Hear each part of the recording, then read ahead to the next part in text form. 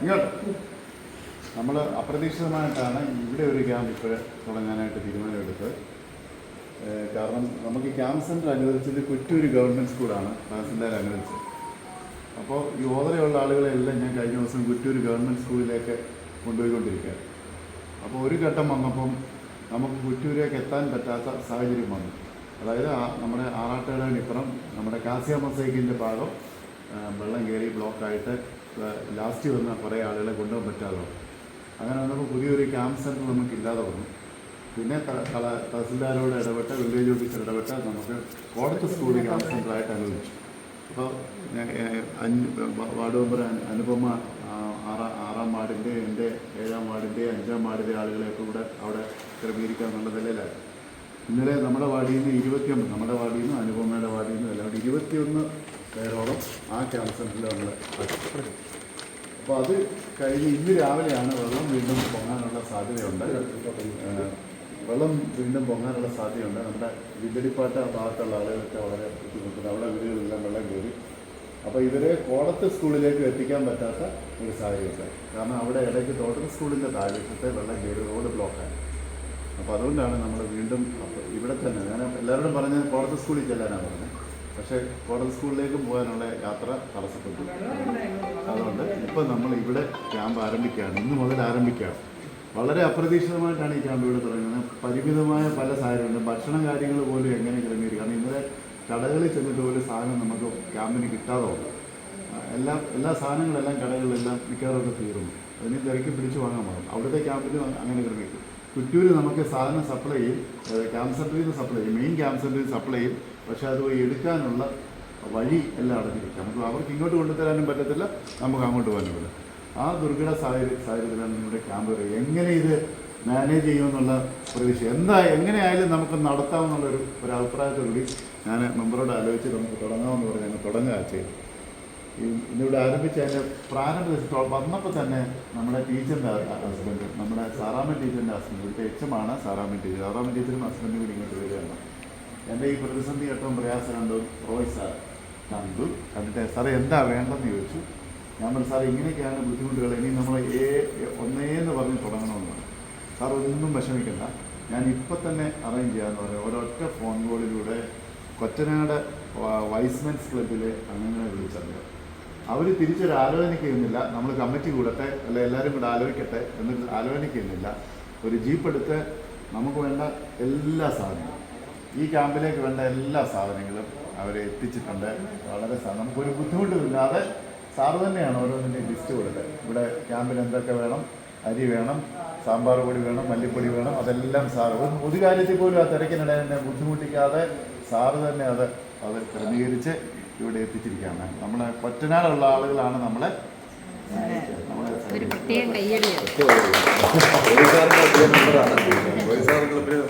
ഞാൻ പറഞ്ഞത് ഈ സ്നേഹത്തിനും കരുതലിനും സ്ഥലപരിമിതിയോ മറ്റ് യാതൊരു നമ്മളെ സ്നേഹിക്കാനായിട്ട് വന്ന കൊറ്റനാടുള്ള ഒരു പറ്റം ആളുകൾ. അത് വളരെ സന്തോഷം. വളരെ പ്രതിസന്ധിയായിരുന്നു.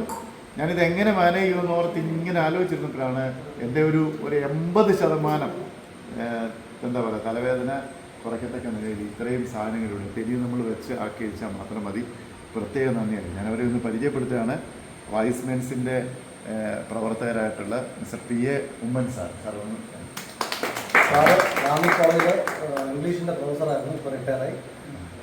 പിന്നെ മിസ്റ്റർ ജേക്കബ് മാത്യു റോയിൽ നിന്നാണ് ക്ലബ് സെക്രട്ടറിയാണ്. മിസ്റ്റർ ഫിലിപ്പ് തോമസ്, അദ്ദേഹത്തിൻ്റെ പേര് റോയിൽ നിന്നാണ്. പിന്നെ അനിൽ ബി തോമസ് സാറ് ടീച്ചറിൻ്റെ എല്ലാ കാര്യങ്ങളും ഇവിടെ ക്രമീകരിച്ചതിനേക്കാട്ടിൽ ഭംഗിയായിട്ട് ക്ലബിൻ്റെ എല്ലാ കാര്യങ്ങളും ക്രമീകരണങ്ങളും പ്രവർത്തനങ്ങളും ഒക്കെ ഞങ്ങളോടൊപ്പം നിന്ന് ഞങ്ങളുടെ കുടുംബ മെമ്പറുമാണ് ടീച്ചറും. ഒരു സ്കൂൾ എങ്ങനെ നാട്ടുകാരെ കൈകരുതാന്നുള്ള ഏറ്റവും വലിയ ഉദാഹരണമായിരുന്നു ടീച്ചർ. അതായത് എൻ്റെ കുഞ്ഞുങ്ങളും എൻ്റെ രക്ഷകർത്താക്കളുമാണ് താഴെ പ്രയാസം അനുഭവിക്കുന്നത് കണ്ടുകൊണ്ട് ആ കരുതലോടാണ് ഇത് ടീച്ചർ ഇടപെട്ട് ചെയ്യുന്നത്. നിങ്ങളുടെയൊക്കെ ഈ നാടിൻ്റെ അമ്മയായിട്ടാണ് ടീച്ചർ ഇപ്പോൾ ഇവിടെ. പ്രിയപ്പെട്ട ടീച്ചറിനോടുള്ള നന്ദിയാണ്. സാറാമ്മ ടീച്ചറിനോടുള്ള നന്ദിയാണ്. ഇവിടെ ഈ വാർഡിലാണ് ഈ ക്യാമ്പ്. ഈ വാർഡിൻ്റെ മെമ്പറായതുകൊണ്ട് അനുപമ മെമ്പറായിരിക്കും ക്യാമ്പിൻ്റെ ഉത്തരവാദിത്തങ്ങൾ. ഞങ്ങളെല്ലാം ഉണ്ട്, ഞങ്ങൾ മെമ്പർമാരെല്ലാം ഉണ്ട്, ജനപ്രതിനിധികളെല്ലാം ഉണ്ട്. ബാക്കി കാര്യങ്ങളൊക്കെ നമ്മൾ ക്യാമ്പിൽ ഡിസ്കസ് ചെയ്യാം. കടന്നു വന്ന എല്ലാവരോടും എല്ലാവരോടും ഒറ്റ വാക്കിൽ ഞാൻ നന്ദി പറയുന്നു. ഇനി അനുഭവം മുമ്പ് 2 വാക്ക്. ഇന്നിപ്പോൾ നമുക്ക് നമ്മുടെ ഈ ഒരു വെള്ളം കയറി വരുന്ന ദുരിത സാഹചര്യത്തിൽ നമുക്ക് കുട്ടനാട് നിന്ന് എത്തിയിരിക്കുന്ന നമ്മുടെ ഈ വൈസ് ക്ലബിൻ്റെ എല്ലാവർക്കും, ഇതിനോട് ചേർന്നിരിക്കുന്ന എല്ലാ ഭാരവാഹികൾക്കും ഞാൻ പ്രത്യേകം നന്ദി അറിയിക്കുന്നു. നമ്മളോട് എപ്പോഴും ഉള്ള ആളാണ് ചാക്കോ സാർ. ഇന്നലെ എന്നോട് ചോദിച്ചുകൊണ്ടിരിക്കുകയായിരുന്നു എന്താ ചെയ്യുന്നതെന്ന് ചോദിച്ചുകൊണ്ടിരിക്കുകയായിരുന്നു സാർ. പ്രിയപ്പെട്ട സാർ, നമ്മുടെ എല്ലാ പ്രാവശ്യം താഴെയായിരുന്നു. അതിൻ്റെ ഓഫീസ് വരെ കഴിഞ്ഞാലും 18-ലും അത് കഴിഞ്ഞെല്ലാം ഉപയോഗിച്ചിരുന്നു. പക്ഷേ നമുക്ക് ആരും പോയി. പക്ഷേ ഇത് തന്നതിൻ്റെ മാനേജ്മെൻറ്റിനുള്ള നന്ദി, അതുപോലെ ഇവർ രണ്ടുപേരോടുള്ള മനസ്സ് കാണിച്ചതിലും എന്തെങ്കിലും സഹായം ഉണ്ടെങ്കിൽ നമ്മളെ അറിയിക്കുക. കുറവോ കാര്യങ്ങളോ എന്തെങ്കിലും ഉണ്ടെങ്കിൽ നമുക്ക് ഇവിടെ തന്നെ എഴുതുക. പിള്ളേർക്ക് എൻജോയ് ചെയ്യണമെങ്കിൽ താഴെ പന്ത് കളിക്കുക. ഇന്ന് വേണമെങ്കിലൊക്കെ നമുക്ക് ചെയ്യാം കേട്ടോ. ഇതിൻ്റെ എല്ലാ സഹായം ഉണ്ടാകും. ഓക്കെ.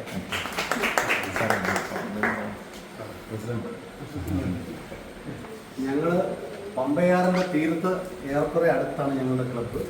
അവിടെ നല്ല ദുരിതം അനുഭവിക്കുന്നവരുണ്ട്. എന്നിരുന്നാലും ഇവിടെ നിന്നാണ് ആദ്യത്തെ ഒരു കോൾ ഞങ്ങളുടെ ക്ലബിലേക്ക് വരുന്നത്. അപ്പോൾ തന്നെ ഞങ്ങൾ ഈ സാർ പറഞ്ഞ പോലെ കൂടുതൽ ആലോചനകൾക്കൊന്നും നിന്നില്ല. ഞങ്ങൾ പ്രസിഡന്റ്, സെക്രട്ടറി, ഖജാൻജി അങ്ങനെയുള്ള കുറച്ചുപേർ മാത്രം ആലോചിച്ച് ഈ ഒരു സംഭവം ഇവിടെ എത്തിക്കാൻ സാധിച്ചത്. ഇതൊരു വലിയ ക്യാമ്പ് നടത്താൻ പറ്റുമൊന്നുമല്ല, ഒരു തുടക്കം മാത്രം നടത്താനുള്ള സാധനങ്ങൾ ഇപ്പോഴും ഞങ്ങളെ കൊണ്ടുവന്നിട്ടുള്ളൂ. അത് അതിനെ ഞങ്ങളെ കൊണ്ട് ഇപ്പോൾ സാധിച്ചുള്ളൂ. ബാക്കി കാര്യങ്ങൾ നിങ്ങളെല്ലാവരും ഉണ്ടല്ലോ എന്ന വിശ്വാസം അതെനിക്ക് പറയാനുള്ളൂ. ബാക്കി ക്യാമ്പ് നടത്തുന്നത് നിങ്ങൾക്ക് അഭിനന്ദനങ്ങൾ, പ്രത്യേകിച്ച് അഭിനന്ദനങ്ങൾ ഞങ്ങൾ അറിയിക്കുകയാണ്. ഞങ്ങൾ ഒരു ഭാഗത്താക്കാൻ സാധിച്ചത്.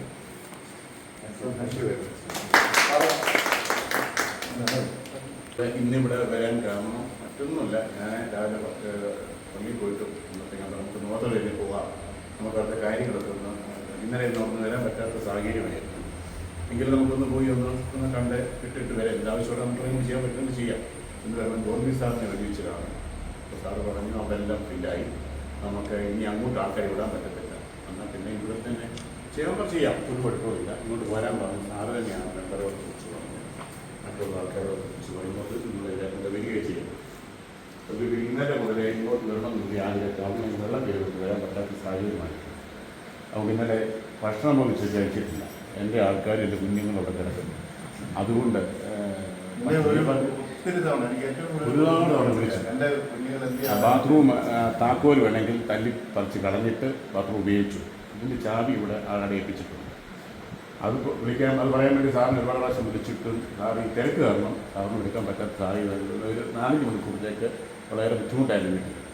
എന്തുവായാലും 1-2 പേരെ വിളിച്ച് കിട്ടിയതിൻ്റെ പേരിലാണ്, സാറിൻ്റെ വൈഫിനെ കിട്ടിയതിൻ്റെ പേരിലാണ് ഉച്ചയ്ക്ക് ഒരു 3 മണിക്ക് ശേഷം ഭക്ഷണം കഴിക്കുകയെന്ന് ചെയ്തു. അങ്ങനെ ഈ സ്കൂളുമായിട്ട് ഭയങ്കര സ്നേഹമുണ്ട് കാരണം ഈ ദേശവുമായിട്ട്. അപ്പം ഞാൻ പറഞ്ഞു വന്നത് സാറിനെ കാണുകയും ചെയ്തു. ഉടനെ ഇവിടെ ഒരു 5-6 ഫാമിലി പെട്ടെന്ന് വന്നു കഴിഞ്ഞപ്പോൾ ഇവർക്ക് ഉച്ചയ്ക്കുള്ള ഭക്ഷണ കാര്യങ്ങളൊക്കെ ഞാൻ ചോദിച്ചപ്പോൾ അതൊന്നും ക്രമീകരിച്ചിട്ടില്ല. അപ്പം രാവിലെ ഒന്നും ഭക്ഷണം കഴിച്ചിട്ടും വന്നിട്ടില്ല. അപ്പം പെട്ടെന്ന് തന്നെ ഞങ്ങളുടെ ക്ലബിലെ പ്രസിഡന്റ്, സെക്രട്ടറി ഇവരുമായിട്ട് ബന്ധപ്പെട്ടു. ഇങ്ങനെ ആവശ്യമുള്ളൂ, ഒരു പെട്ടെന്ന് പറയാം, നമുക്ക് ഇനി കമ്മിറ്റി മീറ്റിംഗ് കൂടാനൊന്നും പറ്റത്തില്ല, ഞങ്ങളതിന് പെട്ടെന്ന് വരാം. ഞാൻ ഇവൻറ്റ് മാനേജ്മെൻറ്റ് ചെയ്യുന്നതിൻ്റെ പേരിൽ എനിക്ക് ലിസ്റ്റ് അറിയാമായിരുന്നു. പെട്ടെന്ന് ഈ സാധനം വാങ്ങുന്നതിൻ്റെ പേരിൽ അതിനകത്ത് പെട്ടെന്ന് അറിയാം, എന്താ അറിയത്തില്ല. അപ്പോൾ പെട്ടെന്ന് ഞങ്ങളുടെ ക്ലബിൽ ഒരു മെമ്പർ, ഒരു സൂപ്പർ മാർക്കറ്റുണ്ട്, അദ്ദേഹത്തെ പെട്ടെന്ന് വിളിച്ച് പറഞ്ഞു, പെട്ടെന്ന് സാധനം എടുത്ത് വെച്ചു, ഇതിൽ പെട്ടെന്ന് വരും. അങ്ങനെ ഇവരുള്ള ആൾക്കാരും ഇല്ല, പെട്ടെന്ന് കടയിൽ ചെന്നിട്ട് സാധനം എടുത്ത് പോരില്ല. അപ്പോൾ ഇത് തുടക്കം മാത്രമേ ഉള്ളൂ.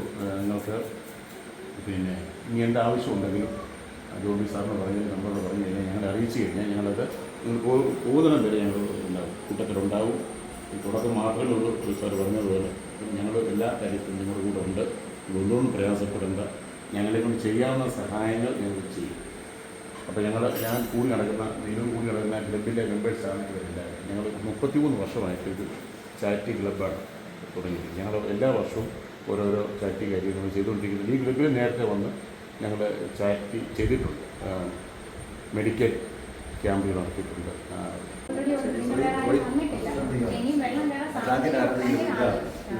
പിന്നെ 1-2 പേര് കുടുങ്ങി കിടക്കുന്നു.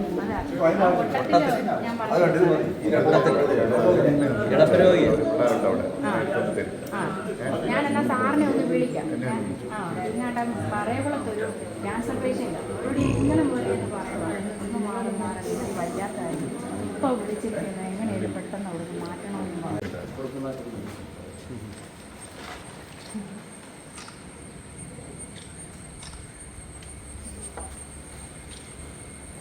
നമുക്ക് ചെറിയ ക്യാമ്പിൻ്റെ ഒരു കോർഡിനേഷന് വേണ്ടിയിട്ട് ചെറിയൊരു ഒരു മീറ്റിംഗ് പറയുന്നത് കേരളത്തിന് വേണ്ടി മെമ്പറെ ഞങ്ങൾ കൂടിക്കോളാം